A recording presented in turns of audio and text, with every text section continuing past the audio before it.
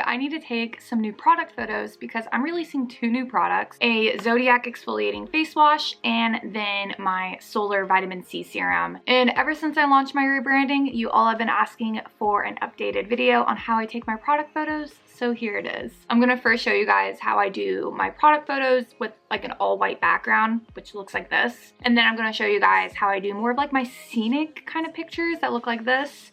And I'll show you guys how I edit them and everything. So let's do this. So the first thing you want to do is put your table, your surface, whatever it is that you're shooting on. I'm using my coffee table. I just moved it. And I put it in front of a well-lit window. And the reason you want it in front of a well-lit window is obviously for some good lighting. And if the lighting is good enough, you might not even need like ring lights or anything, but I do. So I have this little backdrop stand. I got this so long ago, but I'll link it down below. Like I'll find something similar. And then I'll also link my white backdrop down below. Everything I use to take photos, all my ring lights and everything, I purchased so long ago, but I will link down in the description box to anything I find that's similar. And then I have 3 ring lights. This one right here, I'll link it down below because I'm pretty sure I know the exact link to this because it's my newest ring lights. This one is my Newer ring light, that is the brand. And I'll link that down below. I'm pretty sure I can find the exact one. And this is just some random lamp I purchased. And I bought really bright light bulbs to put in it. And I'll link to those light bulbs down below. So if you don't want to buy like a ring light, you can buy just really bright light bulbs and put it in your just normal lamp.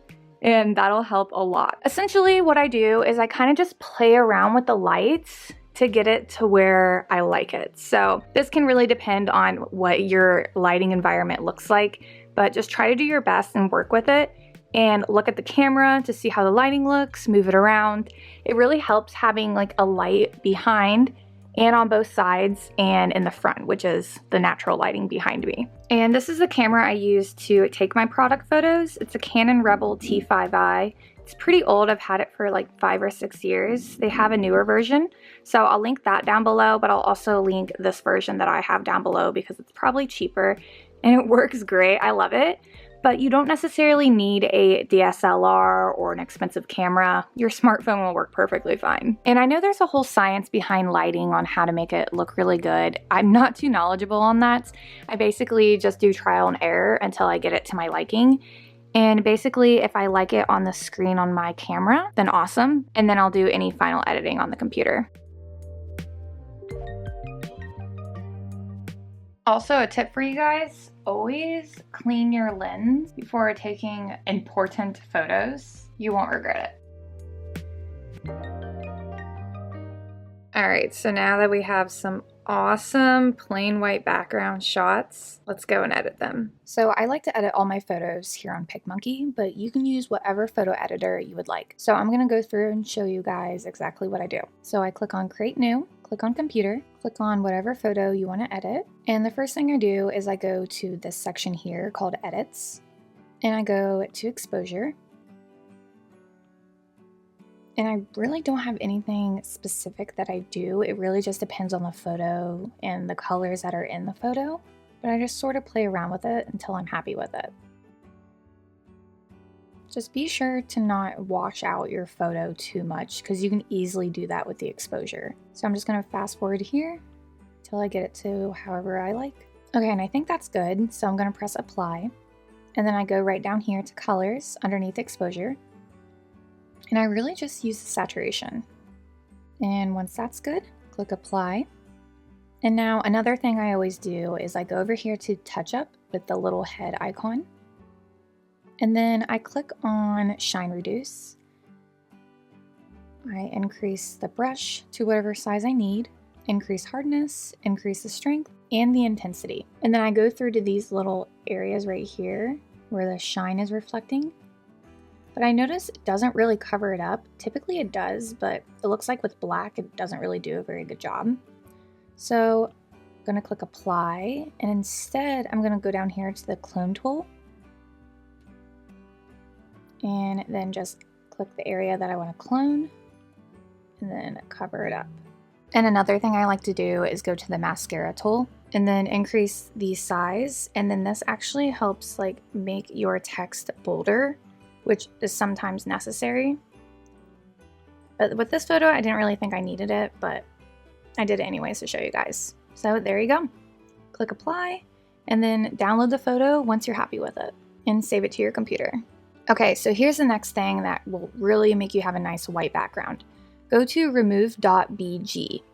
So this website, it just removes the background of your images. It says it's free, but you do have to sign up and pay for it to use it, so I don't really know why it says it's free.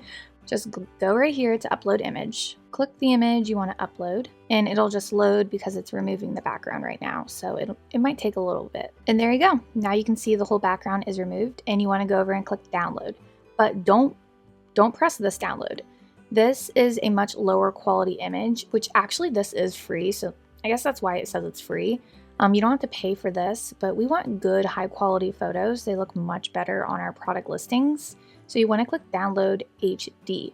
And yes, you do have to pay for this one. As you can see, it costs 1 credit. It only costs 1 credit for every photo. And I have a total of 266 credits, so that's how you can keep track. So I'm going to press download and wait for it to save to my computer. And now what I'm doing is going back to Picmonkey. So what I did was upload a product photo I already have, because I want all my product photos to be the same size. So this way I'm making sure I have the same size photos. So I'm just going to cover that up. All I did was go right here to graphics, clicked on basic, and then clicked on the black square, clicked right here, and I just made it white and just moved it to make sure it covers up the background. Super easy. So what I'm going to do is click on add image, go to my computer and upload the image, and it'll sit here and upload, and it might take a minute. So all you need to do is click on it and it'll pop up, and then you can just go through and adjust the sizing of it. And then what I like to do is go down here to settings, and I turn on the align and snap and the show grid on canvas, and I make sure it's on 8x8. And this helps me make sure that it's centered. The red line right there shows that it's centered. And there you go. That looks good to me. So all you got to do is download and save it to your computer. Now, one more thing that I like to do to make this look a little bit fancier. I make sure I'm clicked on the image and I go to effects, and then I click on drop shadow. And here's the exact coordinates I use for this. For angle, I do 68 degrees. And then for distance, I do 78. Scale, I keep at 100. Intensity, I keep at 0. Fade, I make 88%. And then I click right here on link blur.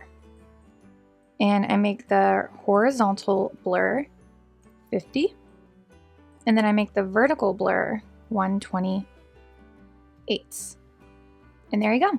It makes this like little shadow, if you guys can see. It's like a very faint shadow, but it's just enough to add like a little bit of like dimension to the photo, I think. And if you need to, just go through and adjust it a little bit more. So I just download it and save it to my computer. And there you go.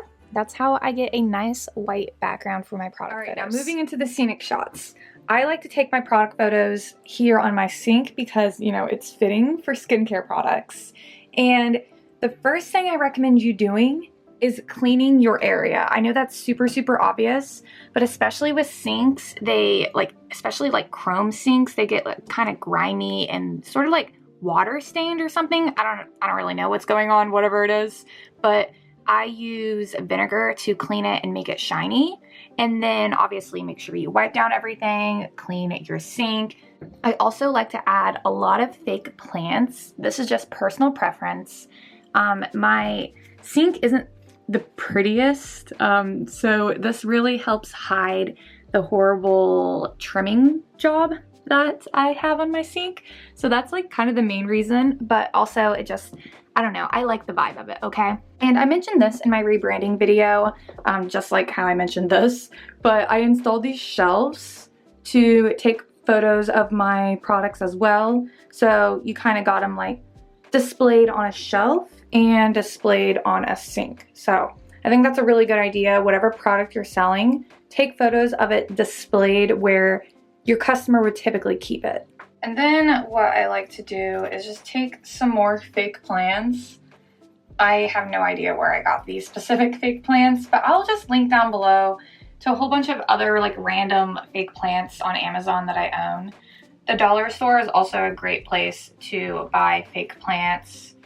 And yeah, just place them just randomly. Use them to cover up any ugly parts of your wall or anything. Just mask the ugliness. So the first shot that I always like to take, which is actually typically my listing photos, is I'll display the product right here. I'll put a picture up on the screen of what the picture ends up looking like in the end. And then I'll add just some little fake plants for some decor. And normally I like to correspond the fake plants with the product. Like, I would have loved to use black flowers, but I didn't feel like paying for black flowers for just one product photo. But then I like to put products in the background.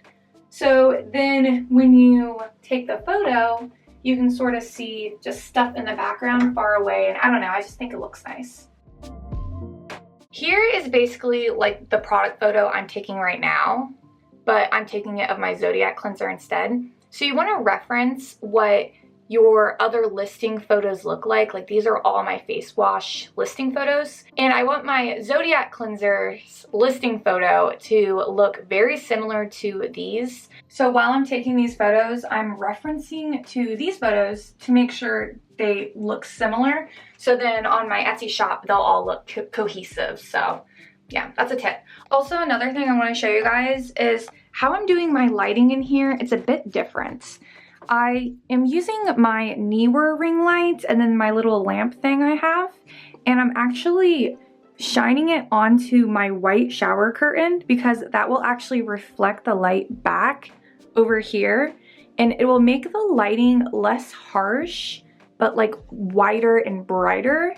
I just learned this from just being in here and playing around with the lighting and everything. So the lighting just kind of bounces off of the white shower curtain and creates this really nice light and white and bright lighting, as you can see.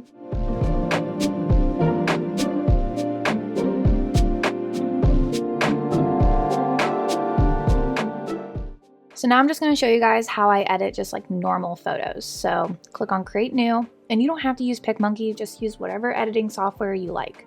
I just click on the photo I want to edit. So I really just use the exposure, which is under the edits, and I just play around with it until I like it.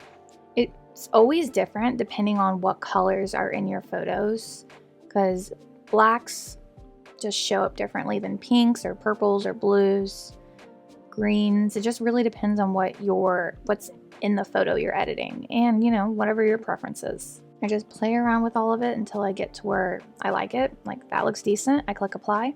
Then I go down here to colors, turn up the saturation, go back to exposure. Okay, and I think that looks good, so I'm gonna press apply. And then I go over here to touch up with the little hair face icon. Click on mascara. I make the size bigger, and I always like to just make the text more bold just so it pops more. You can really see how much bolder it is. And you can even use this on just like your entire image in the front, just so it like stands out from everything in the back. That looks good. And then you can adjust the intensity if it's too intense. And then I'm going to fix the shine. So I'm going to try this shine reduce again, but again, it might not work because it doesn't seem to want to work on black for some reason. Okay, it worked a little bit better. I'm going to scroll down to the clone tool and then make my source and then just cover this up since it didn't really work very well. And there you go. I think I'm happy with that. Click apply. And then sometimes if you notice like your background will be darker, I'm kind of okay with it in this photo, but I'll show you guys what I like to do. I go right here to eye brighten. And then I increase the size. The hardness and the strength I normally keep pretty low. And then the lighten I put pretty high. And then look, you see how much it's lightening up? But that's a little bit too light, so you can just like lower this down and it'll adjust. So another thing I like to do with editing my photos, and I don't, always have to do all this stuff every time. This is just like my go-to things that I do. I'll go to Skin Smoother, and I make the brush bigger, and I think everything else I keep, I think I lower the hardness and the strength a bit. I really just play around with things until, I get to where I like them. Okay, so I put the hardness and the strength down, increase the size of the brush, and then this will just like, do you see how much that's smoothed out? And if you see, if I keep going over it, it gets fuzzier and fuzzier. Let's undo that because I don't like it. Just wanted to show you guys like how intense it gets. And you can do that with like any background, like back here, you can blur this more if you want. You can also go to airbrush. That kind of is like Skin Smoother. So if like the Skin Smoother didn't do enough for you, try the airbrush, or maybe if the Skin Smoother is too intense, try the airbrush. You don't only have to use the airbrush on your skin. You can use it on all kinds of things.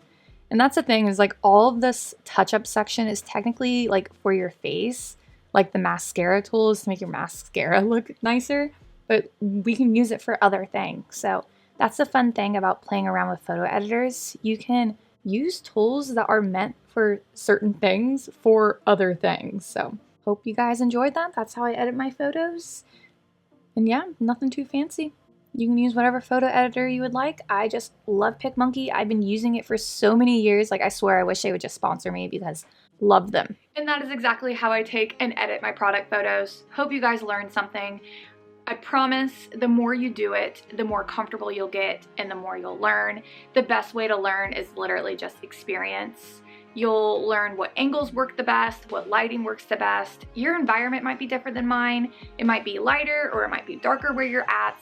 So just moving the lights around and trying to get just the angle and the lighting to what works for you just comes with experience. And if you're more comfortable with a different photo editor, use that. You do not need to use the same photo editor as me. And learning with a photo editor just comes with experience as well. So just keep doing and you'll get better, I promise. My product photos were not at this level when I first started, I promise. Keep trying and you'll get better. But yeah, so that's about it today, besties. I'll talk to you guys next time. Later.